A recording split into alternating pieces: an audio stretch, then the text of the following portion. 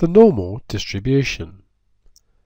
Many measures from the natural world follow a continuous distribution known as the normal distribution.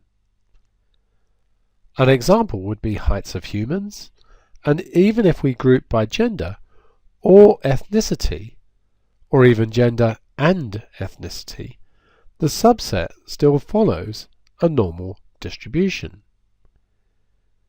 If you think about walking through a shopping mall, your attention is often drawn to someone who is either very tall or very short.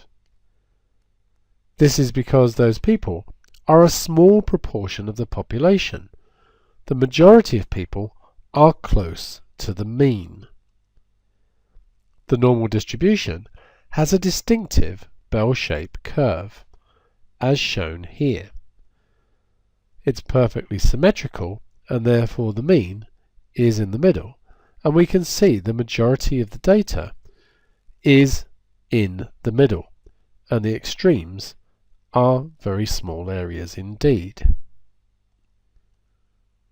So, as we just mentioned, the curve is symmetrical, and the majority of the density is close to the center. Approximately 68.3% of the area is within one standard deviation of the mean. We're going to look at these calculations in an example shortly. Approximately 95.4% of the area is within two standard deviations of the mean, and approximately 99.7% of the area is within three standard deviations of the mean. The PDF for a general normal random variable with mean mu and standard deviation sigma is given by this expression just here.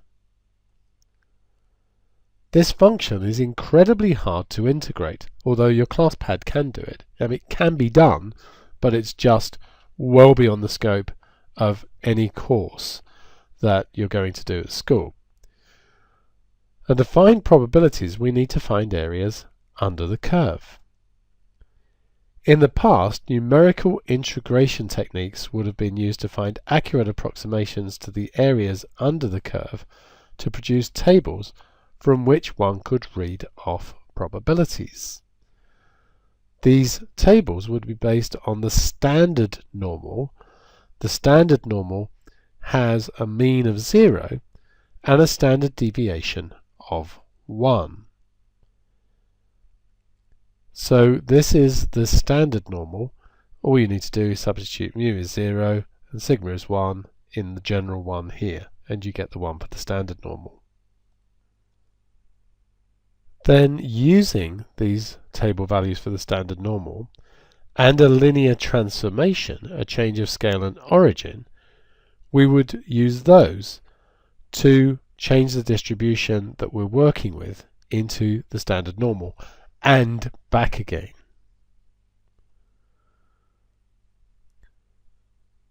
Z, where Z represents the standard normal, is therefore equal to x. That's the one we're working with. Take away mu, which is the mean of x, and divide by the standard deviation. So the change of origin, subtracting mu, would take the mean down to 0, and then divide by the standard deviation, changes the shape of the curve into that of the standard normal. So, Z is the standard normal. We mentioned that. It's a normal with mean 0 and variance 1. Actually, this is more likely to be standard deviation these days, but just be careful about that because historically it was always the variance that went in there. And x is a general normal.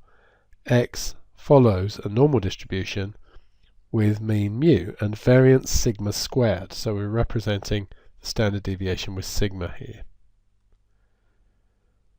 Nowadays we can use our CAS to get all of the answers we need, although for some questions it is still necessary to do the transformations.